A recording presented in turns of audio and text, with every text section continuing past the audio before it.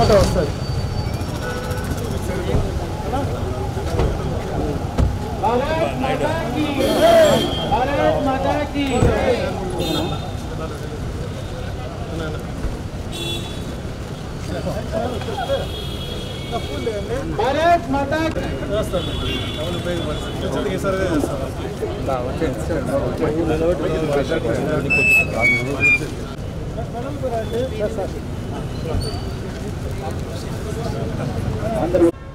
జఫర్ తీసుకో జఫర్. भारत माता की जय, भारत माता की जय. భారత్ మాతాకి జనతా పార్టీ జిల్లా వైపు నుంచి నమస్కారాలు, స్వాగతం. ఈ మండల అధ్యక్షుడు దస్తగిరి యొక్క సత్యకుమార్ యాదవ్ గారి యొక్క పర్యటనలో భాగంగా ఈరోజు సాయంకాలం బీసీ సంక్షేమ సంఘం ఆధ్వర్యంలో నిర్వహించినటువంటి బహిరంగ సభకు ఆదర్శనీయులు, జనసంఘ్ వ్యవస్థాపకులు, భారతీయ జనతా పార్టీ యొక్క మూల సిద్ధాంతకర్త అయినటువంటి 125వ జయంతిని పురస్కరించుకుని దేశవ్యాప్తంగా అందరూ కూడా నివాళులు అర్పించుకునేటువంటి సందర్భంలో జగన్మోహన్ రెడ్డి గారు మీరు గత కొన్ని రోజులుగా విన్నారో గమనించారో లేదు, నిజంగా వారు రైతుల తరపున ప్రజల తరపున పోరాడేలా ఉంటే తప్పు లేదు. పోనీ ఈ గతం నుంచి వారు పాఠాలు నేర్చుకున్నారు అనుకోవచ్చు, కానీ వారు పాఠాలు నేర్చుకున్నట్టుగా కనిపించడం లేదు. విద్వేషాలు రెచ్చగొట్టడం, వైషమ్యాలను రెచ్చగొట్టడం, తద్వారా రాజకీయ లబ్ధి చేయడం తప్పిస్తే సమీకరించడం. మీరు పరామర్శకు వెళ్ళాలా, రైతుల తరపున పోరాడాలా అంటే మంచిది, వెళ్ళొచ్చు. కానీ వేల మందిని చాలా నిస్సిగ్గుగా 10,000 మందికి మాకు అనుమతి ఇవ్వాలా, రైతులను పరామర్శించడానికి 10,000 మంది నాకు అవసరం ఏదో నాకు అర్థం కావట్లేదు. ఏం చేయాలనుకుంటున్నారు? ఏం సమాధానం మీ సందేశం ఇవ్వాలనుకుంటున్నారు? మీరు వెళ్తే 100 మందో 200 మందో 500 మంది పోతే రైతులు అక్కడికి వెళ్ళి రైతుల మాట వింటారా? లేదు. రైతుల పంటను నాశనం చేస్తారు, రైతుల మీద దాడి చేస్తారు, రైతుల మీద రాళ్ళు వేస్తారు, మీ కార్లతో మీ కార్యకర్తలను తొక్కేసి మా కార్యకర్తలు మా కార్యకర్తలుగా చంపాం మీకేం నొప్పి అని మళ్ళీ వితండవాదం చేస్తారు. మీరు రండి ఒక 100 మంది వచ్చి ఖచ్చితంగా మాట్లాడండి. ఆ ప్రాంతంలో ఒక నిర్ణయాత్మక పాత్ర ప్రతిపక్షంగా పోషించండి. అంతేగాని ఇవాళ మీరు ముసలికలు నీరు కాలుస్తే 5 సంవత్సరాల పాటు అణచివేతకు గురి చేసి మొత్తం వ్యవసాయ రంగాన్ని నిర్వీర్యం చేసి అన్ని రంగాల్ని నిర్వీర్యం చేసి ఇవాళ మొత్తం ఆర్థిక వ్యవస్థను భ్రష్టు పట్టించి ఆంధ్రప్రదేశ్ను అత్యధిక స్థానానికి నెట్టివేసి అంధకారంలోకి నెట్టివేసి ఇవాళ మళ్ళీ అదే రకమైన రాజకీయాలు చేస్తాను, అబద్ధాలు చెప్తాను. మన పొగాకు రైతుల విషయంలో అదే చేశారు. పోయి రైతుల మీద దాడులు చేశారు, ప్రజల మీద దాడులు చేసి తలలు పగులు కొట్టారు. కార్యకర్తలు ఎటువంటి చూసినా మొత్తం రాష్ట్రం చూసింది. పరామర్శకు వెళ్ళేది రైతుల మీదకి వెళ్తున్నారు, రైతుల మీదకి వెళ్ళి రప్ప అని అడుగుతాం ఆ భాష. రైతుల దగ్గరికి మీరు వెళ్ళినప్పుడు తెలుసుకోండి. ముందు మీకు ఆయనకు తోతాపురి మామిడి పండు ఏందో తెలుసా? గతంలో తోతాపురి మామిడి పండుకు ఎంత రేటు పలికేదో తెలుసా? వారు కంపెనీల తరపున ఏనాడైనా కూర్చోపెట్టి సమీక్ష చేసి కంపెనీలని ఈ రేటు కొనాలని చెప్పడం జరిగిందా?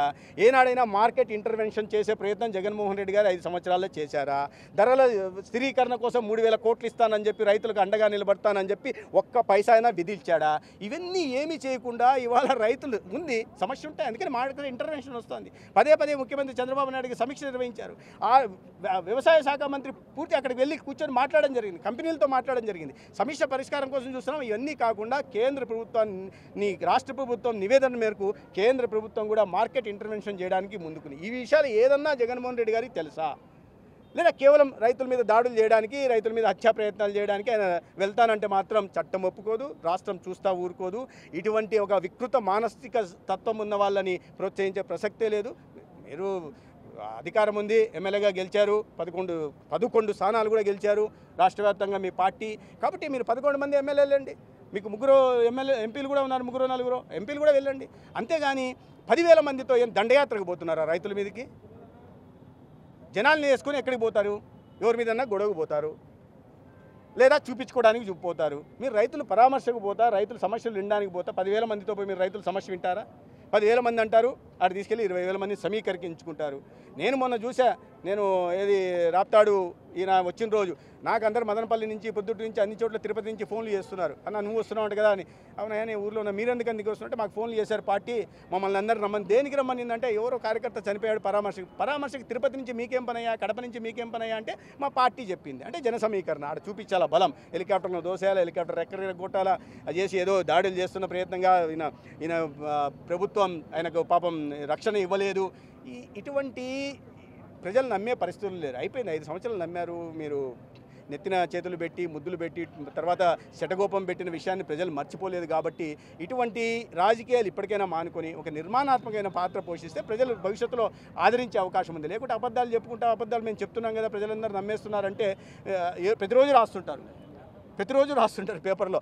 ఆ పేపర్లో రాసి నిన్న మరీ ఆశ్చర్యం వదిలే, ఇక్కడ మాట్లాడడం మంచిది కాదు. ఖచ్చితంగా పెరుగుతాయి మెడికల్ సీట్లు మీ రాబోయే సంవత్సరంలో. ఈ పీపీపీ మోడ్లో ఎక్కడైతే సిబ్బంది వెళ్ళడానికి సిద్ధపడట్లేదో, ఎందుకంటే ప్రొఫెసర్లు ప్రధానంగా సమస్య ఏంటంటే ఫ్యాకల్టీని సేకరించడం అనేది. పులివెందుల కాలేజీలో ఆయన ముఖ్యమంత్రిగా ఉంటూ 48% మాత్రమే ఫ్యాకల్టీని తీసుకురాగలిగాడు. అంత డెఫిషియన్సీ ఉంది.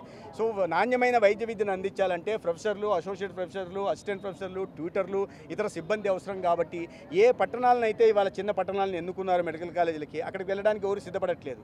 నాణ్యమైన విద్య లేకుండా విద్యార్థుల్ని చేర్చుకోవడం వల్ల ప్రయోజనం లేదు. కాబట్టి పీపీపీ మోడ్లోకి తీసుకెళ్ళి దీనికి మంచి వ్యవస్థ కల్పించి పటిష్టం చేసి ఒక నాణ్యమైన వైద్య విద్యను అందించే ప్రయత్నం చేస్తున్నాం. అత్యధికంగా ఈ ఆంధ్రప్రదేశ్కి రాబోయే 2 ఆర్థిక సంవత్సరం విద్యా సంవత్సరాల్లో ఎక్కువ సీట్లు తెచ్చుకునే ప్రయత్నం చేస్తున్నాం. అదేవిధంగా కాకుండా ఆరోగ్య వ్యవస్థను పటిష్టపరచడం కోసం 7 సంవత్సరాల నుంచి క్యాన్సర్ ఇన్స్టిట్యూట్ వాళ్ళు ప్రారంభించకపోతే మేము వచ్చి ప్రారంభించాం. మేమే పూర్తి చేశాం. ప్రారంభంగా పూర్తి చేయాలి. కడపలో ఆపరేషన్ థియేటర్ కూడా జగన్మోహన్ రెడ్డి గారు సొంత జిల్లా చేయకపోతే నేను ఆ జిల్లా వాసినే, మేము వచ్చి ఇవాళ పూర్తి చేశాం. ఆ నిధులు ఇవ్వకుండా ఉన్నారు. ఒకటి కాదు అన్నీ, అంటే రాష్ట్రం నుంచి ఖజానా నుంచి ఒక వాటా ఇయ్యాల. మీరు పునాదులు కట్టి మీరు ఎక్కడన్నా చూడండి, పెనుగొండ కాలేజ్ చూడండి, ఒక అంతస్తు మొండిగోడలు ఉంటాయి.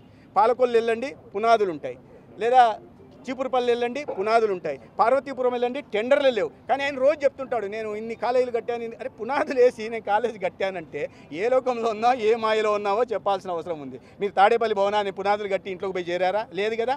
9 నెలల్లోనే తాడేపల్లి భవనాన్ని బ్రహ్మాండంగా కోట్లు ఖర్చు పెట్టి నిర్మించారు కదా. మీరు ప్రతి జిల్లాలో పార్టీ కార్యాలయాలు కట్టారు కదా. మీరు కర్నూలు వెళ్ళి చూడండి, కర్నూలు పార్టీ కార్యాలయం ఎలా కట్టారో ఒక సంవత్సరంలో. 5 సంవత్సరాల్లో ఆదోని కళాశాల ఎందుకు నిర్మించలేకపోయారు కేంద్ర ప్రభుత్వం డబ్బులు ఇస్తున్నప్పటికీ?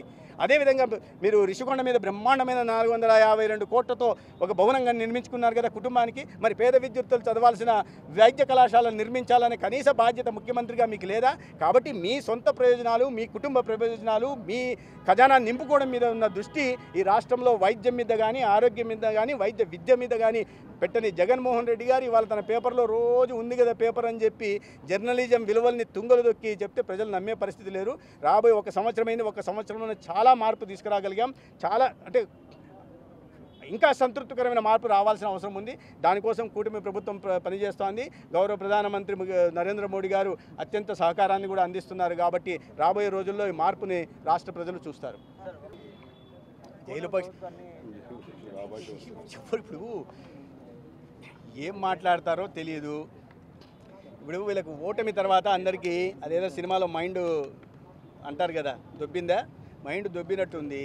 ఏం మాట్లాడరు మీరందరూ తప్పులు చేసిన వాళ్ళు, ప్రజాధనాన్ని మింగేసిన వాళ్ళు, అవినీతికి పాల్పడిన వాళ్ళు, కబ్జాలు చేసిన వాళ్ళు, హత్యాకాండాలకు పాల్పడిన వాళ్ళు, మహిళల మీద అత్యాచారాలు చేసిన వాళ్ళు, దళితులను చంపేసి డోర్ డెలివరీ చేసిన వాళ్ళు, బీసీలని నడి రోడ్డు మీద పెట్రోల్ వేసి కాల్చి చంపేసిన వాళ్ళు, ఇట్లాంటి వాళ్ళను చట్టం తన పరిధిలో శిక్షిస్తూ ఉంటే మీరు జైల్లో పోవాలి. ఇది ఉపయోగపడతాయి అంటే వాళ్ళ మానసిక పరిస్థితి, అదే చెప్తున్నా, వీళ్ళకి మానసిక పరిస్థితి బాగలేదు. నేను అందుకనే ఈ రాష్ట్రంలో ప్రజల ఆరోగ్యం గురించి ఆలోచిస్తూ అదే సమయంలో వైఎస్ఆర్సీపీ నాయకుల ఆరోగ్యం కూడా నేను ప్రధానంగా ఆలోచిస్తున్నా. మీరందరూ నన్ను నిజంగా అప్రిషియేట్ చేయాలి. ఎందుకంటే విశాఖపట్నంలో ఒక మెంటల్ హాస్పిటల్ని నేను కొత్తగా ఇప్పుడు పూర్తి చేసి త్వరలోనే ప్రారంభించబోతున్నాం. అంటే ఇటువంటి సమస్యలు ఉన్న వాళ్ళందరికీ కూడా, మెంటల్ హెల్త్ ప్రాబ్లమ్స్ ఉన్న వాళ్ళందరికీ కూడా చికిత్స అందించాం. ఎందుకంటే రాష్ట్రంలో మంత్రిగా నాకు టీడీపీ వాళ్ళు లేదు, బీజేపీ వాళ్ళు లేదు, వైసీపీ వాళ్ళు లేదు, సిపిఐ లేదు, సిపిఎం లేదు, అందరూ ఒకటే. ఎవరు ఏ అనారోగ్య సమస్యలతో ప్రజలంతా బాగున్నారు ఆరోగ్యంగా. అనారోగ్య సమస్యలతో, మరీ మానసిక అనారోగ్య సమస్యలతో బాధపడుతున్న వాళ్ళకు కూడా ఖచ్చితంగా ప్రజలు చికిత్స అందించారు. మేము దాన్ని కొనసాగిస్తాం.